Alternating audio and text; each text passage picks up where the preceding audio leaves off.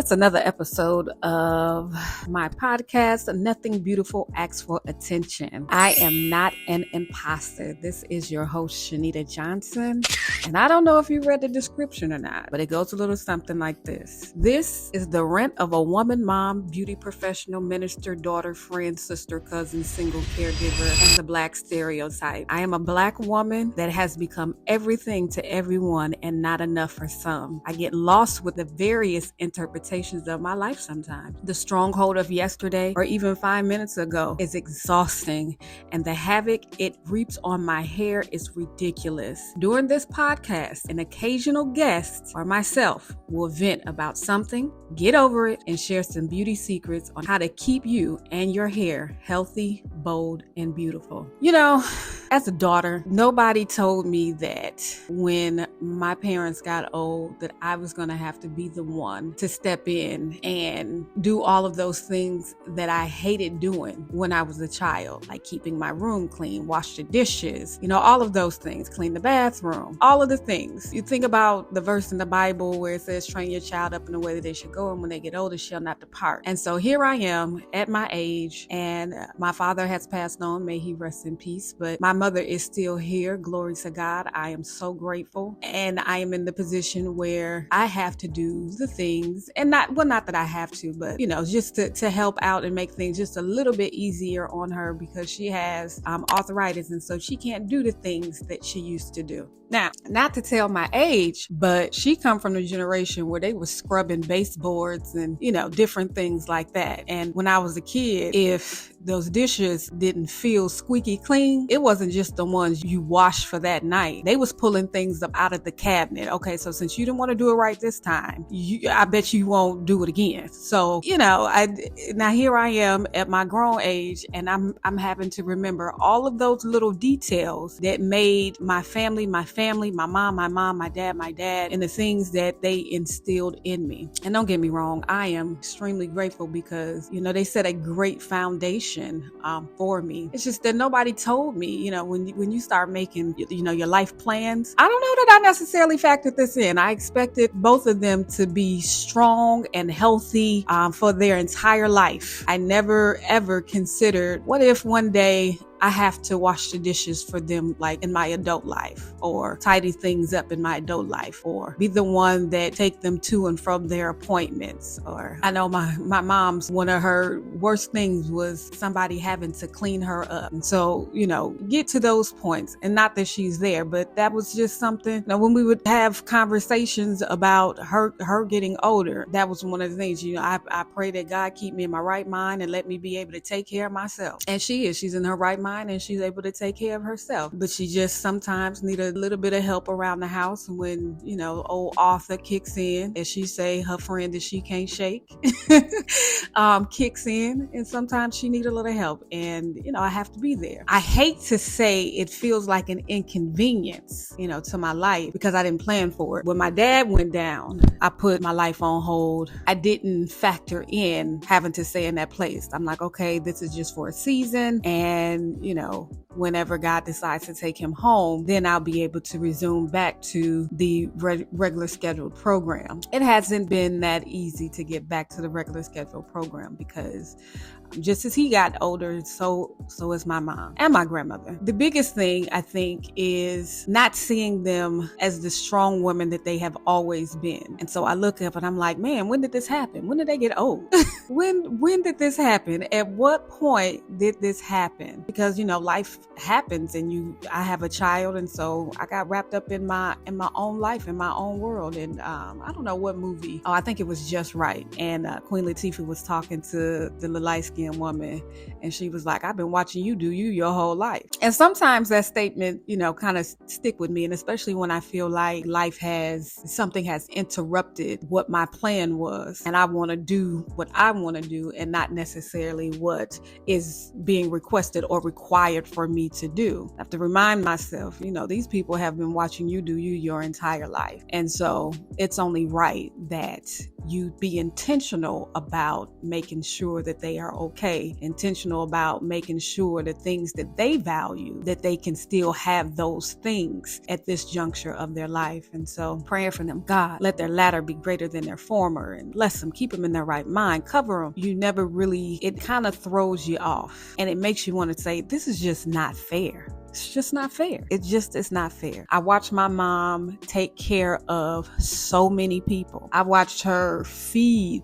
the neighborhood and then go to church and serve to the best of her ability, give her all in her serving, come home, give her all to her family, to her husband, to her children, to her children's friends, making sure that they was fed, making sure that they had a mother figure. So at no point did I ever stop to say, who would be there for my mom? And quite frankly, when I was younger, I never thought my husband was in Illinois. So I never thought that I would be in Illinois still. So I really thought that she would be okay and that I would not have to worry about things like that. I often wish that I would have had someone, or it would have been a popular conversation throughout life, throughout time, make sure you're creating a plan for your life, and then creating a plan for your life, make sure you factor in your parents getting old and how you plan to care for them. I think that should definitely be a plan. When I got my life insurance and me getting my life insurance, we sat down and we created a plan and all of that good stuff, financial plan, life plan, and all of that. It was never, how do you factor in your parents when they get to this age, and what do you plan to do? How do you plan to live? Are they going into a nursing home? Are you going to care for them? What does caring for them, if needed, look like? Like, none of those conversations were had. And in my mind, again, they were going to be strong and healthy and be able to do everything all on their own. Never factored in arthritis. You don't know how much let me put it like this. I didn't know how much I would value these moments now, being with them. Like, it's different. And so, yes, you train up a child in a way that they should go, for sure, because when they get older, will not depart. And so not only do I have the things that they tried to instill in me when I was younger, but now they're able to build on what it is that I need in life. I think in that scripture, train up a child in a way that should go, and when they get older, will not depart. Initially, I thought, okay, well, the world say when you start 18, you're grown, and then you get out there on your own, and then you figure out life. But scripturally, I don't think that there is an ending to that. While there's a parent here, there's that training them up does not stop when they are 18. In life, you're forever learning. And so that training process, when it comes to your parents, I think continue on even into your adult life, because even in this situation, I feel like my parents, my mother, she is still training me up, but the training looks different. It doesn't look like a 5-year-old child being chastised by her mother. It now look like me as a woman yielding to the wisdom of an elder and hearing what she has to say and learning from the stories that she shared in the different situations. Now, granted, don't get me wrong, like when I did kind of drift out there and try and figure out things on my own, I learned very quickly that the core values and things like that was put in me and instilled in me, those weren't everybody's core values. And so oftentimes I felt a huge tear between who I was raised to be and who this world would try to shape me to be. Then I got to understand, and people, how David was born, you can't apply how David's situation was to life. But if the Bible is full of symbolism and symbolic of a loving God to his chosen people, then why wouldn't David's life be symbolic? And so he was born into sin and shaped in iniquity. So however his parents conceived him and what he was born in, but are we not the same? Are we not born into a world of sin that was shaped in iniquity? From Adam getting kicked out of Eden to the flood with Noah, and God flooding the entire earth and starting all over again, so because of the sin. And even after that, after the flood, and God, Noah did his sacrifice and it moved God, which is why we have the rainbow and his covenant that he created, not to destroy the earth like how he did before because of the sin. He said, man's heart is evil even from when they are young. So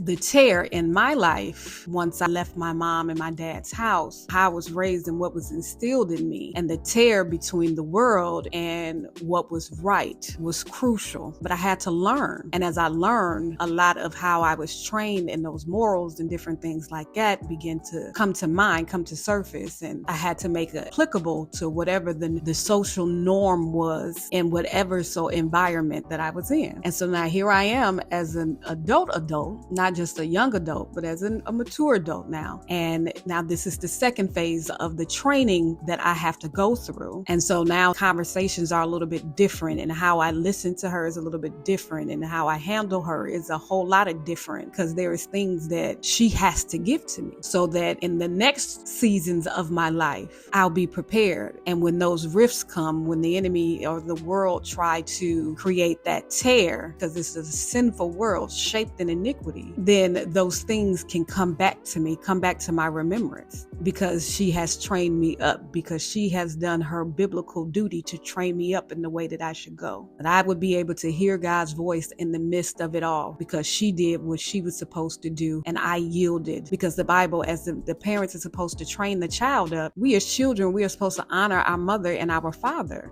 A promise of long life is there. And so that takes more than just training them up from 0 months to 18 years old, but that's a lifetime of training your child up in the way that they should go. Where I think things are just totally unfair, because there have been an interruption in life and how I thought the things would go. I do greatly appreciate the time that I do have with my mom and the things that she does get to instill in me. If obedience is better than sacrifice, and we have to learn obedience even from a child, to obey our parents, to honor our parents. And sometimes we don't even know that we're operating in a biblical principle until somebody teaches us the Bible and then break those things down to us. But if obedience is better than sacrifice, then I'd rather obey than to sacrifice anything, because the fruit of obedience is far greater than having to sacrifice something because I wanted to rebel. Well, now, how does this apply in the beauty industry?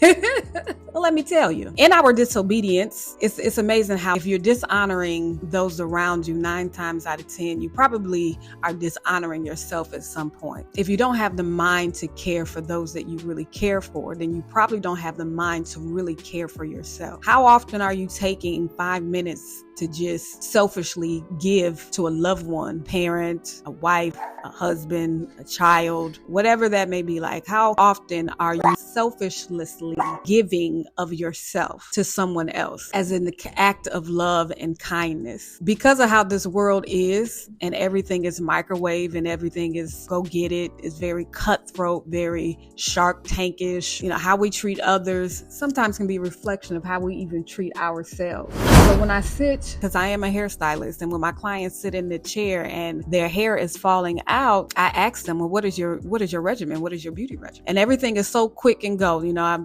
I'll shampoo and condition my hair in the shower, and then I'll just let it air dry so I can go.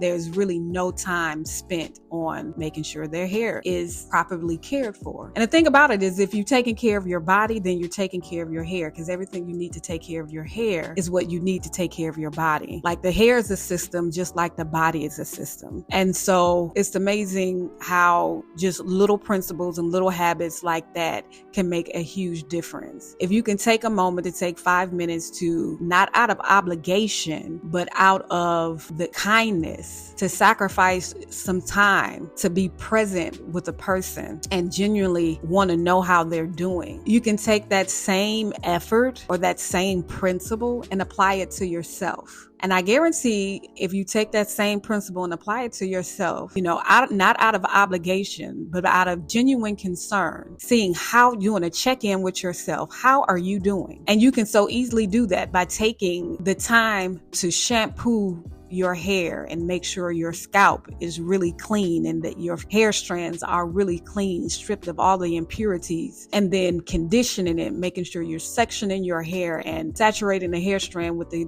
amount of conditioner that is needed, with the right conditioner that is needed to hydrate your hair and to strengthen your hair, and letting that sit on there, massaging your scalp, brushing through section by section, and then thoroughly rinsing that out and applying your leave-in conditioner and and your oils and whatever else that you use to maintain your locks or your curls, whether it be natural or chemically treated. And then style your hair. Take the time to actually do it. Sit in the mirror and take the time to actually do it, section by section. You'll be amazed at how in tune you would become with yourself, because you're selfishly taking a moment to do a check-in with yourself. How much water are you drinking? What are the things that you are ingesting on a daily basis that is healthy for your hair, skin, and nails? Hair, skin, and nails is made up of the exact same thing and require the exact same kind of care. And so how you would care for your skin and how you care for your hair and scalp, or how you care for your nails, you go to